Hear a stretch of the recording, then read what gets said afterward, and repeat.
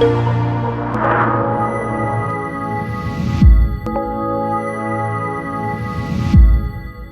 vamos a estar hablando un poco con respecto a la niñez, un tema bien interesante al cual este texto nos introduce. Vamos a ver el lugar que tiene la niñez para el Señor en las Escrituras, algo que nosotros a veces lo damos como por sentado, o tal vez lo sabemos, pero no se traduce en una aplicación concreta en nuestra vida o como familias. Vamos a ver cosas bien interesantes. El tema de este mensaje es la dignidad de los niños en el plan de Dios. Y vamos a darle un enfoque tanto bíblico como histórico, es decir, cómo se ha visto la niñez, no solamente en la iglesia, sino afuera, en la historia, ¿cierto? Y qué es lo que la palabra del Señor nos enseña. Vamos a leer, empezando en el versículo 15 entonces, Lucas capítulo 18, el versículo 15, comienza diciendo: la gente llevaba a los niños a Jesús para que Él los tocara. Cuando los discípulos vieron esto, los reprendieron.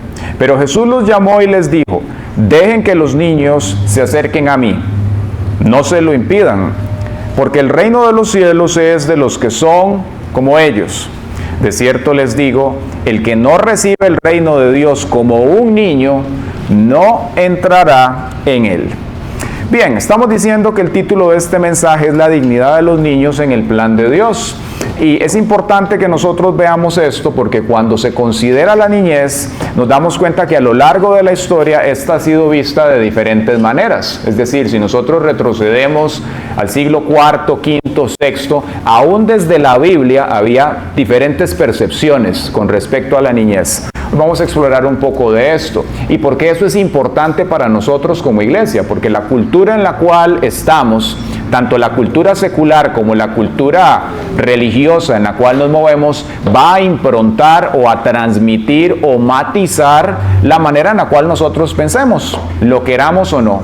Y cuando llevamos esto al ámbito de aplicación de la niñez, claramente eso va a provocar en nosotros diferentes tipos de respuestas. Es decir, nosotros vamos a tratar a los niños y por extensión también a los adolescentes según lo que nosotros creamos, según lo que la cultura nos enseñe, según lo que la misma iglesia esté transmitiendo en ese momento, va a tener un efecto en lo que nosotros creemos. Por tanto, es importante que nosotros podamos considerar la enseñanza bíblica, qué es lo que la palabra del Señor enseña, para que eso informe nuestra comprensión. Y a la hora de ver estos pequeñitos que están ahí sentados, que de pronto a veces podemos decir, wow, qué bendición, o lo contrario, ¿cierto? Porque hay diferentes personalidades, podamos nosotros cambiar nuestra manera de pensar con respecto a ellos. ¿Quién dice amén? Sí. Entonces, nos vamos a dar cuenta que necesitamos cambiar nuestra mentalidad. Repita conmigo, hay que cambiar la mente, ¿cierto? Necesitamos renovar la mente con respecto al lugar que tienen los niños y adolescentes. Cuando vemos este texto nos damos cuenta ya en el capítulo 18 que Jesús estaba pues bien avanzado en el proyecto que Él tenía en esta tierra. Jesús estuvo 3 años predicando en el país de Israel, ¿cierto? Y ese ministerio que Jesús desarrolló, pues básicamente amalgamaba varias cosas. Era la culminación del proyecto salvación, en el cual el Señor, lo que le había prometido a Abraham, que en su descendencia serían benditas todas las naciones de la tierra. Bueno, en Jesús, que era parte de la descendencia de aquel Abraham, se iba a abrir esta salvación. Y Jesús en su caminar por Israel, pues transmitió diferentes enseñanzas. Y para Él fue valioso también el dejar aquí plasmado para nosotros como la iglesia, como el pueblo de Él, el tener una comprensión con respecto a la niñez. Jesús ya aquí del capítulo 18 en adelante estaba preparando a los discípulos para su partida. Vemos que aquí ya Él les había dado a ellos pues una enseñanza bastante amplia respecto al poder del Espíritu Santo, la autoridad que Él había colocado en ellos. Les había transmitido también con respecto a su identidad, quién era Jesús, que para muchos era un concepto difuso. Lo podemos ver en los fariseos que no sabían exactamente cómo interactuar con Él. Vemos a aquel maestro Nicodemo que se acerca, un maestro de la ley, a preguntarle, pero ¿qué es eso de nacer de nuevo para poder estar en el reino de Dios? Entonces ya aquí Jesús había, digamos que puesto un fundamento importante de enseñanzas para ellos, y ese es el contexto en el cual este texto se está dando. ¿Y qué es lo que ocurre? Pues vemos que no nos dice exactamente dónde estaba Jesús, pero que él estaba predicando en algún sitio, probablemente lo que él usualmente estaba pues realizando durante esos 3 años, y se acerca, no vamos a decir una turba, un grupo de niños, ¿verdad? Se acerca un grupo de niños a donde está Jesús, y dice que en el momento que esto ocurre, pues Jesús tiene una reacción interesante, y los discípulos también, muy diferentes. Los discípulos les dicen a los niños que se aparten, y Jesús más bien los corrige, les deja ver a ellos algo diferente de lo que ellos estaban pensando. ¿Por qué los niños querían tocar a Jesús? Bueno, porque Jesús ya se había vuelto un personaje. Ya aquí habían pasado más de 2 años del ministerio de Jesús. Las personas habían escuchado que Él era el sanador, el que hacía milagros, el que liberaba personas, y al llegar Jesús a un pueblo en particular dentro de Israel, pues era un fenómeno social. Venía el Salvador, venía aquel que se decía ser hijo de Dios, mayor que Abraham, y tenía apenas 32, casi 33 años. El tipo era un fenómeno en ese momento. Entonces, los padres dejan que los niños se acercan a Jesús, y cabe preguntarnos, ¿por qué los discípulos en ese momento se incomodan? ¿Por qué ellos dicen, bueno, no, aparten a los chiquitos, que se hagan para allá? Hay diferentes respuestas con respecto a esto. Hay quienes dicen que los discípulos tal vez estaban preocupados porque Jesús tenía una agenda muy apretada, ¿cierto? Jesús llegó, tenía que predicar, era el predicador, tenía que salir, y no querían que importunara a Jesús. Pero también cuando tenemos un acercamiento a la cultura en la cual Jesús se encontraba en ese momento, en esa tierra, nos percatamos de que los niños y los adolescentes no tenían como mucha importancia para las personas. Y esto es algo conexo a lo que estábamos diciendo antes, cómo la cultura, la percepción que tenga de los niños puede influir en las personas, en la manera en la cual los traten, ¿cierto? Vamos a verlo en breve a lo largo de los últimos 4 o 5 siglos, cómo ha habido diferentes enfoques respecto a la niñez. Pero para nosotros, el que debe quedar, el que debe, digamos que permanecer, es el que la palabra del Señor nos transmite, ¿cierto? Independientemente de cómo nos hayan educado o de lo que la sociedad diga, lo que debe quedar en nosotros es lo que la palabra del Señor nos enseña con respecto a los niños y a los adolescentes. Y creo que es un mensaje muy valioso, porque nosotros estamos ahorita en una cultura en la cual tal vez no vamos a ver que se avale la agresión hacia los niños, como en otro tiempo tal vez esto se daba, pero sí hay otro tipo de agresiones hacia ellos. Lo podemos ver inclusive a través de las redes sociales, lo podemos ver en todos estos movimientos sociales con respecto al género, como por ejemplo en ciertos estados en Estados Unidos ha habido un pulso muy fuerte para poder quitarle a los padres el derecho que tienen sobre los niños de educarlos, ¿cierto? Y de poder influir en ellos en materia de género también, y se le quiere transmitir esa autoridad al Estado, al punto en el cual si un niño, un menor de edad, viene a decir en un momento que tal vez él está confundido respecto a su orientación o lo que él considera que es, hay estados hoy en día en Estados Unidos donde le avalan a ese niño el tener una castración bioquímica. Es decir, paralizan, ponen en pausa su adolescencia mientras el niño decide qué quiere ser de su vida, ¿cierto? Afortunadamente ahora, con lo que se está dando a nivel de Norteamérica en las elecciones y demás, parece que se va a poder legislar en contra de esto, pero durante los últimos 4 años no fue así. Hay miles de niños y de adolescentes que sufrieron una castración bioquímica y también fueron mutilados en su cuerpo, fueron operados para que ellos vinieran a calzar dentro de lo que ellos creían ser, ¿cierto? Y estamos hablando que hay organizaciones farmacéuticas, médicos, abogados, trabajando para crear eso. Toda una cultura de explotación también. ¿Ok? Entonces, si nosotros pensamos que los niños hoy en día están protegidos, están resguardados y que el gobierno tiene su mejor interés, wake up, despertémonos, ¿verdad? Siempre ha habido una amenaza latente en contra de la niñez y debemos preguntarnos nosotros por qué.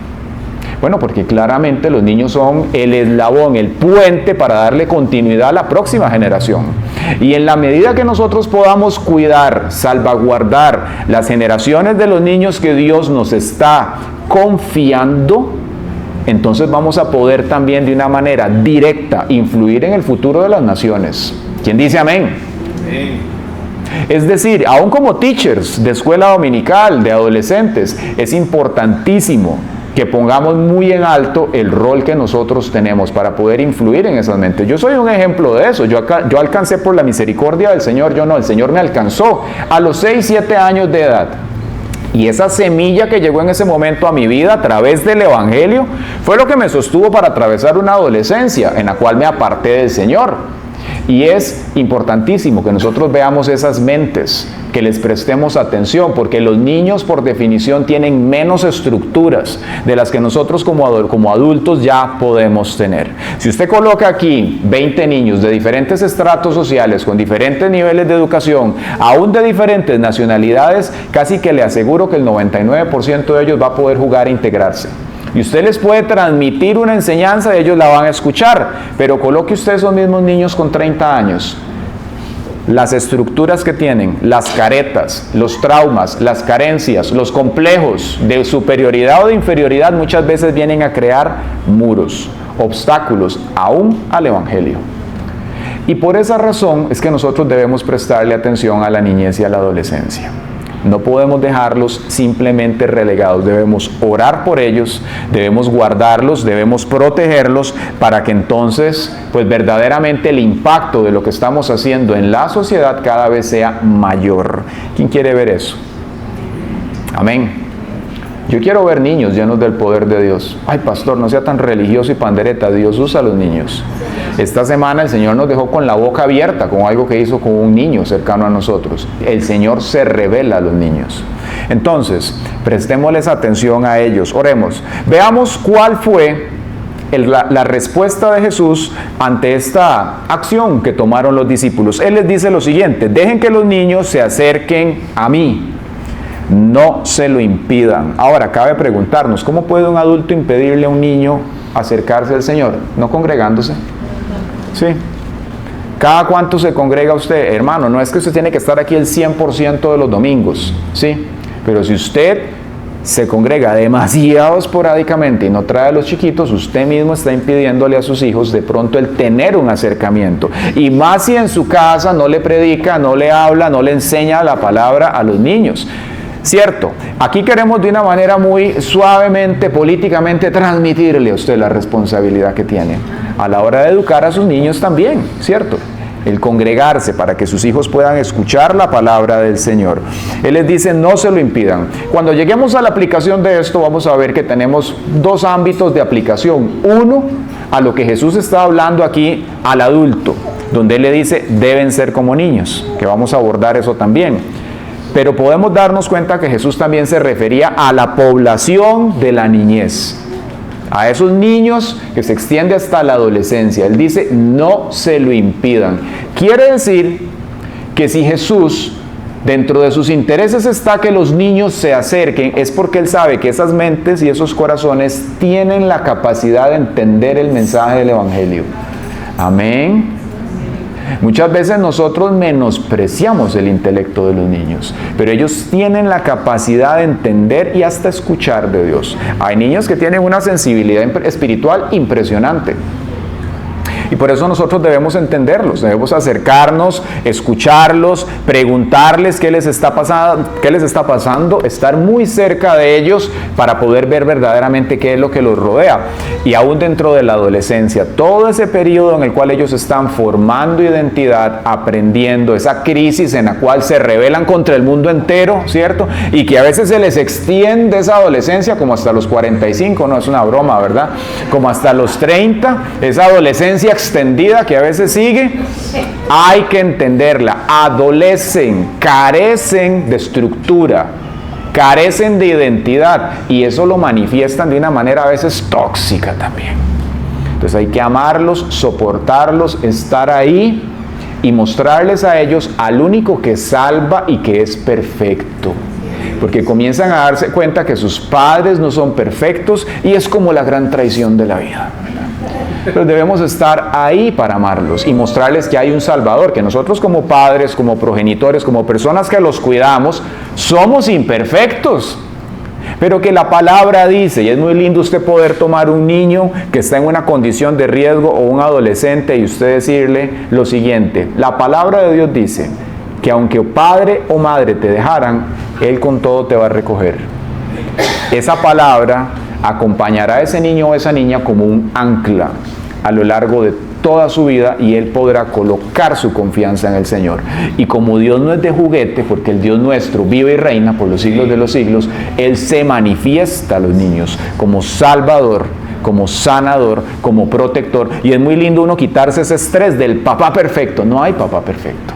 Usted puede ser muy inteligente, puede tener recursos o no tenerlos, usted puede ser muy amoroso, pero usted y yo somos imperfectos.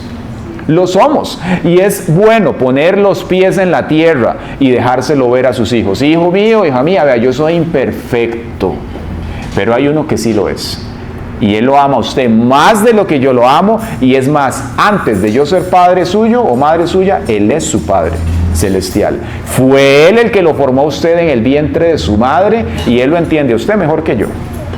¿Sí?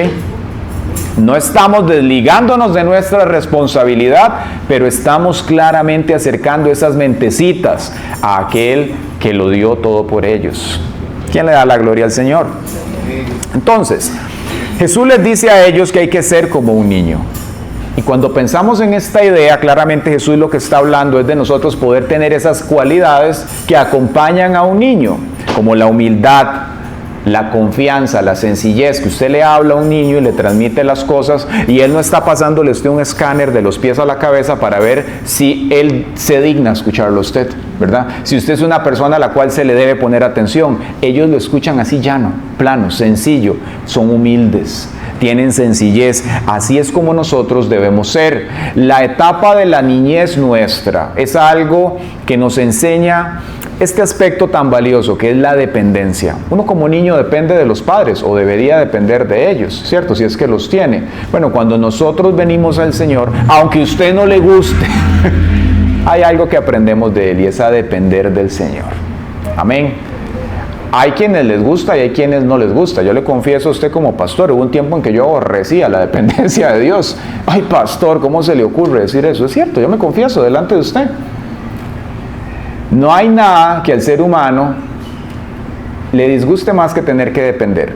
Y esa es la esencia del pecado. Por eso es que cayeron Adán y Eva, porque el Señor les había dado absolutamente todo, pero el pecado plantea independencia, el ser humano querer vivir a la libre como él quiere, separado del Señor. Y hubo un tiempo en mi vida, aún como cristiano, que yo quería, ok Dios, sí, ayúdeme, bendígame, pero yo resuelvo en la vida, yo hago las cosas, yo independiente del Señor. Eso es la esencia del pecado. Y nosotros tenemos que aprender a detectar esos síntomas en nuestra vida. Cuando nos creemos muy cargas, muy autosuficientes como Dios. Sí, usted esté aquí, pero yo llevo las cosas en crucero automático, ¿sí? Yo las llevo. Cuando queremos a Dios como un satélite en nuestra vida y no como el centro de nuestra órbita. Hacemos un uso, decimos, utilitario de Dios, de las bendiciones, de la protección de Dios, pero no queremos que Él sea el centro y que Él gobierne y que dirija todo. ¿Por qué? Porque eso implica yo rendir mi opinión. Implica el tener que madurar y entender que Dios siempre tiene una mejor alternativa y que no todo Él me lo va a responder aquí. Hay cosas que en el Señor se llevan en oración y hay que hacer pausas estratégicas. Eso implica madurar. Como adultos nosotros aprendemos eso tarde o temprano, que no todo lo podemos tener ya a la mano inmediato. Hay cosas que debemos en el Señor llevarlas, esperar en Él. ¿Cuánto? A veces años, a veces bastante tiempo. Jesús fue preparado 30 años, el Hijo de Dios, para servirle al Señor. Imaginémonos a Jesús con 20 años, un hombre hecho y derecho. Jesús podía haber dicho, si hubiera sido uno de nosotros, yo ya soy un hombre, déjeme a mí hacer el ministerio. Jesús pudo haber sanado mucha gente durante esos 30 años, no sanó ni a uno solo, porque Él no se movía por sus emociones ni por su opinión. A los 30, cuando era el momento de Dios, cuando el Espíritu Santo dijo, es ya, ayune 40 días, vaya al desierto y ahí venza a Satanás, ahí empezó el ministerio del Señor. Y Jesús no hizo lo que Él quiso. Él no se movió de esa manera. Jesús se movía con la agenda del Señor. Él sabía esperar. Y vemos que aún Jesús en un momento de su vida, cuando tenía que ir tal vez a lo más difícil que le tocaba, a ese madero, Él oró y dijo: Padre, si es posible, pase de mí esta copa, pero no se haga lo que yo quiero. Vemos la madurez claramente cristalizada en la vida de Jesús. No es lo que yo quiero ni lo que yo digo, es lo que el Señor quiere para nuestras vidas. ¿Quién dice amén? Entonces, la madurez nos lleva a eso. Como niños, en la palabra se nos muestra que debemos bajarnos como ser como ellos, tener esta humildad, tener la confianza, tener la sencillez y también tener una dependencia del Señor. Y muchas veces Dios nos va a pasar a nosotros en nuestra vida por momentos en los cuales hay que depender de Él. No hay cura para esa enfermedad. No hay los recursos necesarios. Sí, ¿cuántos son? Son millones de dólares. No se puede. Tienes que depender de Él. Lo lindo de esto, hermanos, amados, es que el Señor prometió estar con nosotros todos los días hasta el fin del mundo. Y dice la palabra que Él libra al justo de todas las angustias. Amén, de sus angustias. Eso quiere decir que nosotros, como hijos del Señor, tenemos que ejercer esa dependencia de Él, independientemente de la situación en la cual estemos. Y esto es importantísimo, porque si nosotros no lo integramos, si no aprendemos a depender del Señor, dicen, no entrarán en el reino de los cielos. ¿Y qué es el entrar en el reino de los cielos? Significa ser parte de la comunidad espiritual gobernada por Dios. Para nosotros es un concepto un poco lejano, pero un reino tiene un rey. Y en el reino hay principios, y todos los que están dentro de esas murallas son gobernados. Tenemos al gobernante y a los gobernados. Y esos gobernados tienen privilegios, tienen derechos y tienen responsabilidades. Cuando nosotros escuchamos del reino de los Dios, muchas veces lo vemos como un carnet. Como, yo soy ciudadano del reino de los cielos, yo soy cristiano. Pero ese carnet nos hace a nosotros entonces tener que interactuar y tener que depender del Señor, de las leyes que Él estableció, nos entrega privilegios, nos entrega responsabilidades. Y dentro de esos privilegios está el que el Señor tiene cuidado de nosotros. Amén. Pero yo no le puedo decir al rey cómo solucionar. Yo lo que tengo que hacer es depender de Él. Y el Señor, tarde o temprano, va a dar la respuesta que nosotros necesitamos. Como hijo de Dios, yo le puedo decir a usted, al haber visto ya por más de 20 años caminar en el Señor, he visto personas que han esperado años, décadas, una respuesta de Dios y que Dios la haga. He visto personas esperar y que no se dé algo. ¿Qué es lo que le quiero decir con esto? El Señor es digno de nuestra confianza. Nosotros tenemos que aquietar nuestra alma y aprender a caminar al ritmo de Él. Aprender a llevarle el paso al Señor. Y eso requiere madurez. ¿Quién dice amén?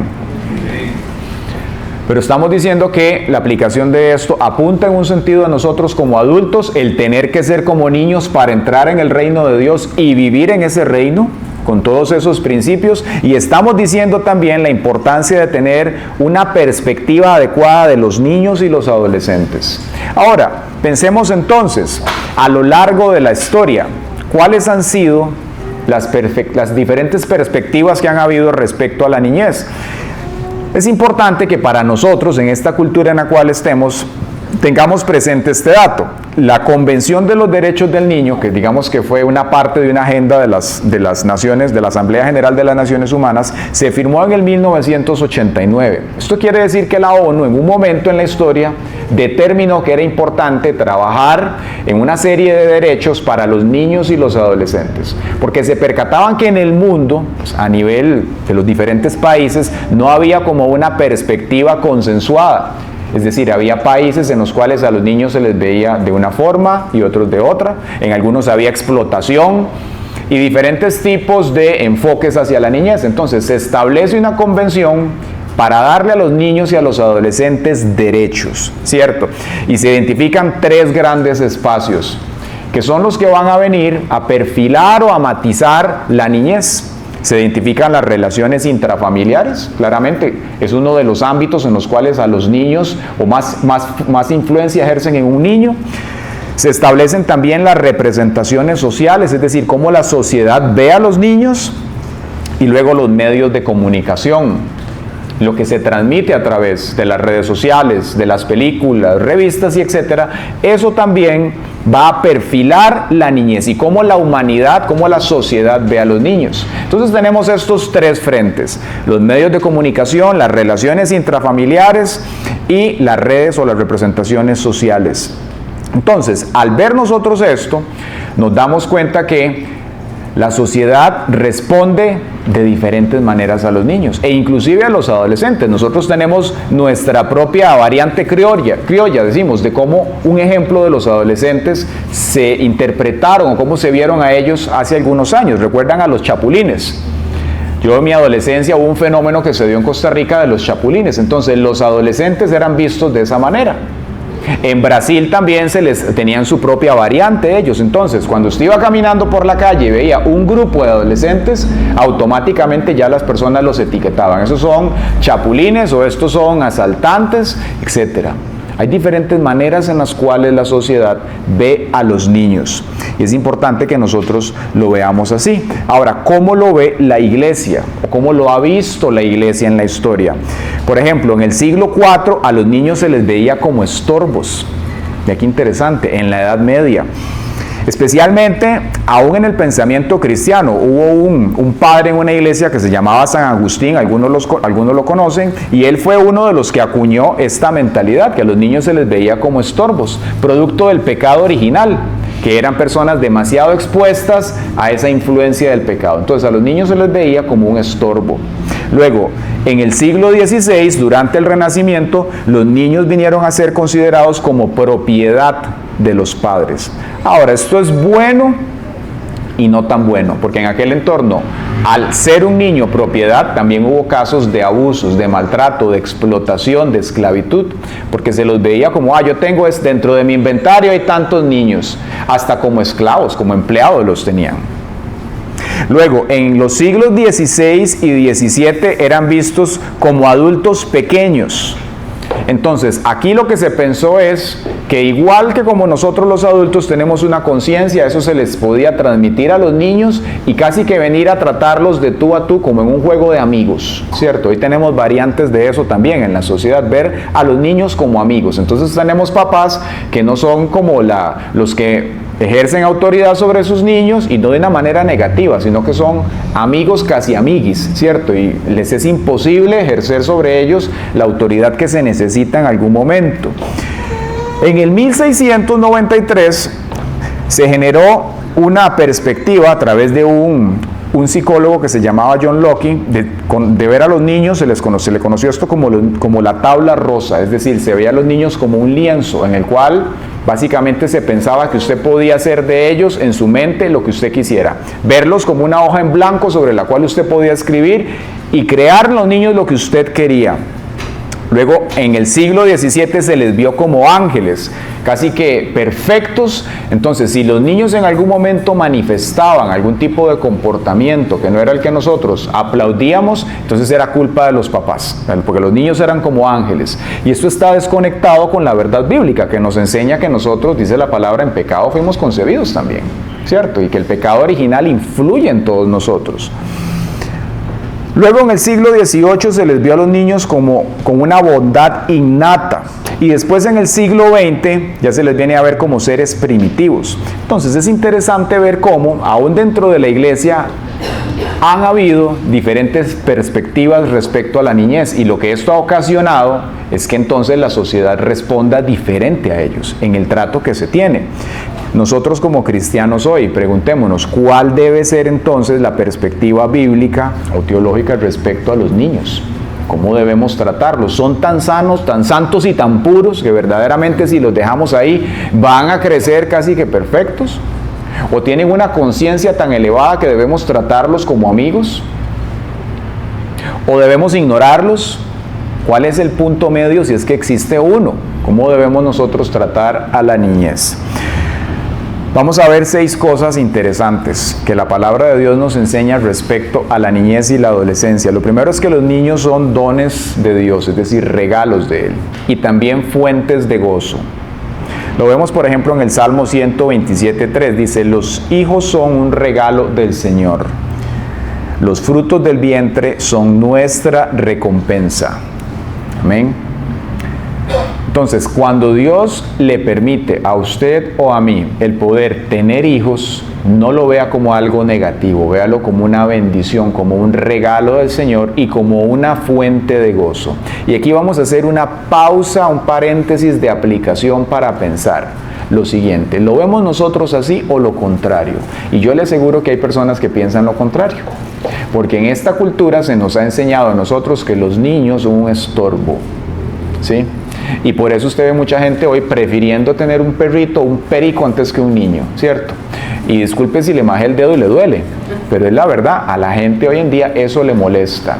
Debemos nosotros entonces preguntarnos, ¿de dónde emerge esta manera tan distorsionada de pensar? Nosotros somos producto de una historia, ¿cierto? Como podemos ver aquí, lo que la cultura piensa va a incidir en nuestra forma de pensar inconsciente, y eso se manifiesta en nuestra mente consciente. Como padres, entonces, nosotros debemos cotejar esas estructuras de pensamiento que a veces andan por ahí, esas ideas rebeldes, con lo que la Biblia enseña. Si yo veo a los hijos como un agravio, como un peso, como algo incómodo, como que mejor apártese, debemos ir delante de la presencia del Señor y escudriñarnos, decirle, Padre, escudriñame, mira si hay en mi camino de perversidad, guíame por el camino eterno con respecto a esta mentalidad, Señor. ¿Por qué yo prefiero tener un perrito que tener un niño? ¿Y por qué muchas veces la sociedad llega al punto de ponernos en el mismo nivel y decir, no, es que para mí un perro es igual que un hijo? Jamás. El ser humano es la corona de la creación, enseña la palabra. Uno puede amar un perro. Yo tuve una perra, una boxer de 17 años, y cuando se murió casi me muero, yo también. Hasta un post hice en Facebook, y casi nunca coloco nada en Facebook. Hasta un post le hice al bendito perro. Amaba al perro, pero no quiere decir que el perro es mayor que la creación de Dios. Si nosotros tenemos esas ideas, puede hacer que la cultura nos haya desinformado, o puede hacer que nosotros también necesitemos madurar. Porque madurar implica el yo también llegar a un punto en el cual ya yo no soy el protagonista de la vida. Necesito ponerme en un espacio en el cual yo doy a los demás. Y para eso yo tengo que quitarme un poco del centro, ¿verdad? Yo doy efectivo, doy vida, doy tiempo, doy formación, doy amor. Y cuando nosotros tenemos inmadurez en nuestra vida, todavía queremos tener el control, queremos estar ahí al frente, y nos cuesta inclusive dárselo a Dios, el control. Porque dudamos, porque pensamos que nosotros tenemos la mejor versión de las cosas, pero no es así. El Señor sabe lo que nosotros necesitamos. ¿Quién dice amén? Dígale el que está a la par a usted mismo, el Señor sabe lo que usted necesita. Dígale, Dios no tiene amnesia. Él sabe dónde usted vive, sabe en qué momento le va a dar lo que usted requiere. Usted lo que tiene que hacer es buscar el reino de Dios y su justicia. Y Él va a traer lo que usted necesita, porque Él no miente. Dios no cambia de opinión, Él es así. Amén. Entonces, los niños son un regalo de Dios, son un don de Dios y son fuente de gozo. Eso no quiere decir que no le van a ensuciar a usted el piso. Cierto, qué cosa más terrible. Un día de estos mi esposa estaba limpiando, dejó la casa, vea, pero era resplandeciente, y de un momento a otro pasa por allá, ¿verdad? Y dejó aquello, pero en cuestión de 2 minutos, como si nada hubiera pasado. Claro, eso provoca en nosotros una respuesta. Amén. Pero tenemos que aprender a verlos a ellos como lo que son regalos de parte del Señor, y también a vernos a nosotros en el espejo, como somos nosotros espiritualmente con el Padre Celestial. Muchas veces es igual, viene Dios construyendo aquello hermoso en nuestra vida, y tiene Dios para usted esto maravilloso, y viene usted con aquel gran sapo y dice, pero yo quiero esto, Señor, en vez de lo que el Señor quiere, que es mucho mejor para usted y para mí. Pero somos así nosotros. Le presentamos al Señor aquel adefesio de selección, ¿verdad? En vez de lo que el Señor tiene para nosotros. Puro Israel. No queremos a Saúl porque Saúl es guapo. Pero Saúl, el Señor sabía que no iba a funcionar. Y nosotros somos igual. Muchas veces vemos lo externo, ¿verdad? El shiny object, entre más brillante, más nos deslumbra. Pero el Señor tiene lo que verdaderamente es valioso para usted y para mí. Entonces debemos aprender a confiar. a depender del Señor y a ver a nuestros hijos aún en sus estadios de madurez, de inmadurez, como lo que son, aprender a amarnos. Eso nos enseña la Biblia, verlos como un regalo de Dios, como una fuente de gozo. También nos enseña que ellos son criaturas pecadoras también. Amén. Ay, es que son tan angelitos, ellos son incapaces de pecar, no, son pecadores también. Usted pone dos niños en los cuales son educados en familias buenas, normales, bíblicas, y de un momento a otro, si no se ponen de acuerdo, uno agarra el martillo y le da al otro. Son así. Y uno dice, ¿quién les enseñó a pecar? Nadie les enseñó, está en sus genes. Amén. Necesitan un Salvador, como usted y como yo. Entonces no podemos dejarlo simplemente por ahí. Nos dice la palabra en Proverbios 22:15, la necedad va ligada al corazón del joven. Entonces usted no puede ponerse al nivel del joven, yo soy tu amigo. No, antes de ser su amigo, soy su papá. Amén. Y yo sé lo que a usted le conviene. Es que papá, yo pienso que soy un perro. No, usted no es un perro, usted es un adolescente. Es un niño. Yo creo que soy una niña. Usted no es niña, usted es hombre. Amén. Usted le habla claro las cosas, porque usted es el que sabe. Dios le puso a usted la responsabilidad para eso. Amén. La necedad va ligada al corazón del niño, dice, pero la vara de disciplina le quita lo necio. No quiere decir que usted lo va a poner en el ring, pero que usted le va a hablar con amor y va a establecerle también los límites claros de las cosas. Lo vas a disciplinar cuando lo tienes que disciplinar, le vas a hablar en amor cuando se necesita. La palabra de Dios nos enseña también que los niños son seres en desarrollo, que necesitan instrucción y guía. Están creciendo, se están desarrollando y necesitan instrucción. Nos dice Efesios 6 del 1 al 4, hijos, obedezcan a sus padres en el nombre del Señor, porque esto es justo, es lo correcto, obedecer. Honra a tu padre y a tu madre, que es el primer mandamiento con promesa para que te vaya bien y tengas una larga vida sobre la tierra.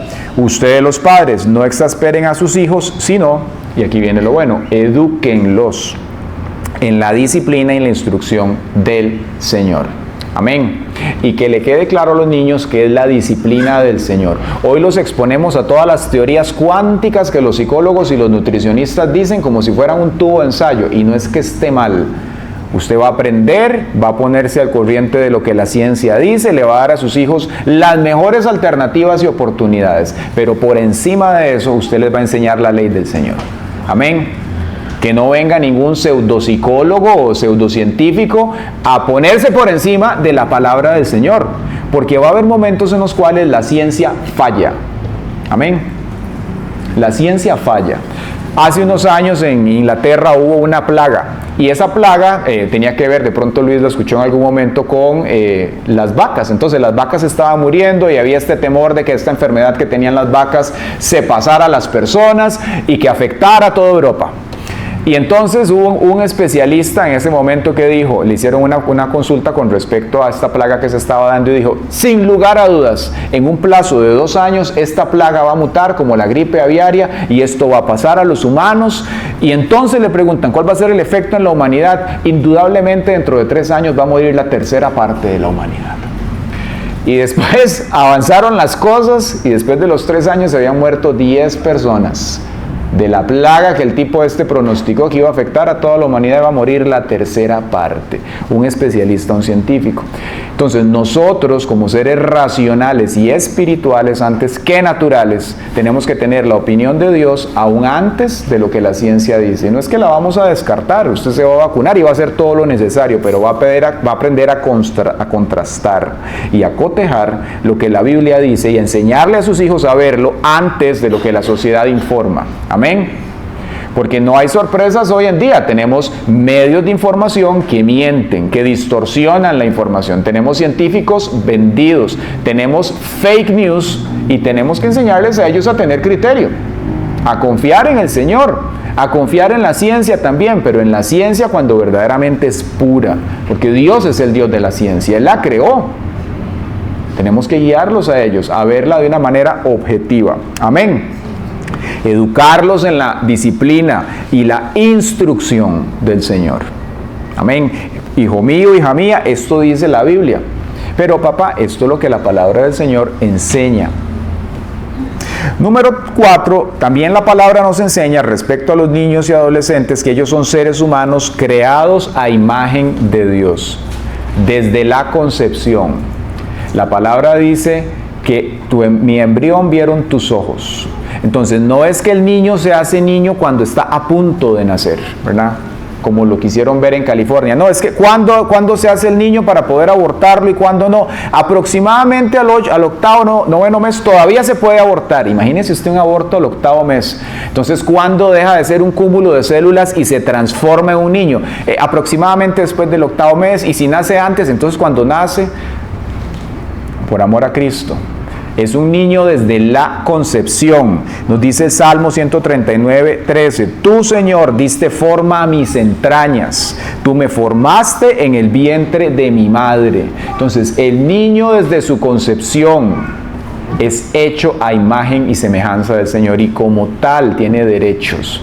Derecho de vida, y el Señor mismo lo coloca a una altura. Y nosotros debemos verlo así. Puede ser que mañana usted esté interactuando con una jovencita, con un joven que quieren, no sé, tomar decisiones respecto a un niño.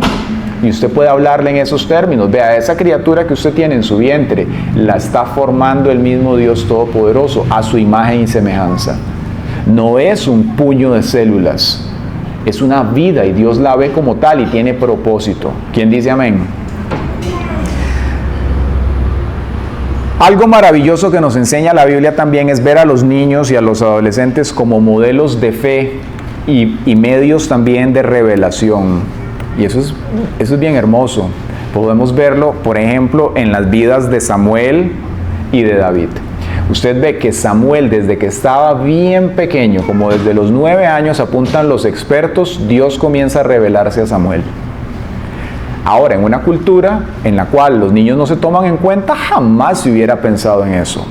Pero vemos que Dios viene a revelarse y a hablarle a Samuel audiblemente. Desde que es un niño, Dios empieza a prepararlo para esto. Dios comienza a revelarse a Samuel. ¿Será posible que Dios venga a hablarle a Antonella, venga a hablarle a Josué, a niños que tenemos aquí en la iglesia? Por supuesto que sí. Dios puede hacer eso. Y nosotros debemos enseñarles a ellos que eso puede pasar también, que no lo vean como algo extraño, que no vean como esta gran distancia entre los adultos y su Dios y nosotros ahí en un cuartillo recibiendo una enseñanza o por ahí estamos. Que ellos entiendan que Dios también los ama, que los formó y que desde niños tiene sus ojos puestos en ellos y que Dios quiere hacer algo a través de sus vidas también. ¿Quién dice amén? Y somos nosotros los que tenemos la autoridad en este momento para poder hacer eso realidad, poder hablarles, enseñarles, formar sus mentecitas y hacerles pensar en lo que el Señor quiere para ellos. También la palabra nos enseña el valor que Dios les da a los niños al verlos, en su caso, como huérfanos. Por ejemplo, nos dice el Salmo 68:5, Dios en su santo templo es Padre de los huérfanos. Cuando ha habido humanos que han abdicado de esa responsabilidad y han dejado a los niños aparte, nos enseña la Escritura que hay un Dios en los cielos y la tierra que le importan los niños. Y aquí hago un comercial. En diciembre siempre apoyamos a los niños. Ya tenemos 2 proyectos para apoyar niños en condición de riesgo, para que hablemos y los que quieren apoyar podamos hacerlo, poder ayudar a los niños que no tienen padres ni madres. Nosotros, la iglesia, el cuerpo de Cristo, estamos en la posición para hacer eso. Amén. Habiendo comentado esto, llevémoslo un poco a una parte todavía más práctica, es decir, cómo debe ser la participación de los niños y después, ¿qué podemos nosotros hacer respecto a esto? Ya hablamos que hace más de 20 años se firmó la Convención de los Derechos de los Niños, ¿cierto? En 1989. Y hemos visto hasta acá que la palabra del Señor les da a ellos lugar, les da lugar para participar y les da lugar también para que ellos puedan exponerse a la verdad del Señor. Vemos que la Escritura los incluye, vemos que en otras culturas tal vez no ha sido así, pero vemos también que la palabra del Señor nos habla de niños específicos sobre los cuales Dios vino a realizar algo. Por ejemplo, nos habla de Ismael, y suena curioso decirlo, el mismo Ismael que era enemigo del pueblo del Señor. Cuando su madre pensó que ya iba a morirse de hambre, dice que ella clama y Dios escucha a esta mujer y la salva. Al mismo Ismael, Dios responde al clamor de su madre y va a atenderla. Vemos a Isaac, vemos también a Benjamín, vemos al mismo Moisés que nos predicaba hace unos días Swain, toda la obra de milagro que el Señor desarrolló al lado de este niño. Vemos a Samuel, a David, a Josías, a Jeremías y vemos al mismo Jesús. Cómo el Señor vino a intervenir, a salvar a niños en la palabra. Y eso nos lleva a pensar algo muy interesante. El Señor tiene un plan con el hijo de Felipe de Mauren. El Señor tiene un plan con los pequeñitos que han nacido aquí. El Señor tiene un plan con el hijo de Fede y de Luz. El Señor tiene un plan con cada uno de nuestros niños y adolescentes. Como padres, como iglesia, prestémosle atención a esto. Oremos por nuestros adolescentes. Cuando están atravesando periodos de crisis, aprenda usted a ver a través de toda esa neblina en la cual ellos se encuentran. Ese bombardeo de la sociedad, interno también, que ellos están atravesando. Y busquen la presencia del Señor y dígale: Señor, ¿cuál es la verdad que va a sostener a este niño o a esta niña o a este adolescente en este momento en el cual se encuentra? ¿Cuál es esa verdad? Y órela sobre ellos y compártasela. Explíquele lo que la Biblia dice, porque entonces esa mente que está ahí en ese momento bajo ese bombardeo, al escucharlo, eso va a quedar ahí sembrado. Y dice la Escritura que la palabra de Dios no vuelve a él vacía. Ella va a provocar entonces que se genere en este niño o en esta niña o en este adolescente la vida del Señor. Y en el momento oportuno usted va a ver la palabra de Dios dando fruto en ellos. Amén. A Dios le importan nuestros niños. El Señor les da dignidad, los reconoce y también reconoce la vulnerabilidad de ellos. Les da protagonismo y aún lo dejó plasmado en la historia. Si a Dios no le importaran los niños, ni siquiera tendríamos nosotros aquí instancias de esto. Pero como podemos ver aquí, tenemos y muchas en las cuales el Señor ha participado en la historia de la humanidad y en la historia de niños específicos a favor de ellos, para protegerlos. Extendamos entonces nuestra oración y nuestra mente hacia ellos, cubrámoslos, porque es lo que el Señor quiere a partir de nosotros. ¿Y cómo podemos, como familias y como iglesia, llevar esto a una aplicación pragmática, que es lo que queremos? Voy a darle 4 principios para ir cerrando. El primero es si seamos padres, pero también mentores. ¿Sí? Uno puede procrear hijos, pero sea un mentor de su hijo. Enséñele diferentes cosas. Enséñele a leer la Biblia. Enséñele a estudiar la Biblia a sus hijos. Enséñele quién es el Espíritu Santo. Hágale preguntas. ¿Usted sabe quién es el Espíritu Santo? No. Y eso le va a abrir a usted un campo de juego. Comience a explicarle que Él está disponible para ellos. Que si oran, los va a escuchar. Que el Señor los puede proteger.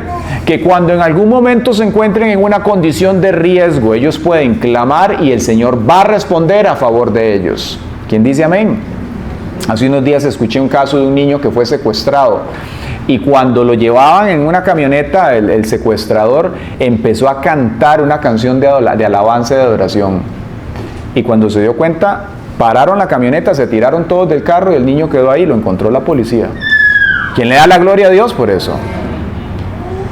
Pero qué lindo pensar que detrás de esa historia hubo padres que lo llevaron a una iglesia y que se aprendió la canción. Y que esa canción vino a tener significado para él, al punto de que en una situación de riesgo de muerte, él pudo utilizarla como una plataforma de fe para alcanzar salvación en Dios. Eso es demasiado importante y valioso. Porque nuestros hijos, por más que usted los quiera proteger y darles todo en la vida, van afuera a una sociedad distorsionada, corrupta, enferma. Y usted ni yo tenemos el rol de salvadores. Es del Señor. ¿Quién dice amén?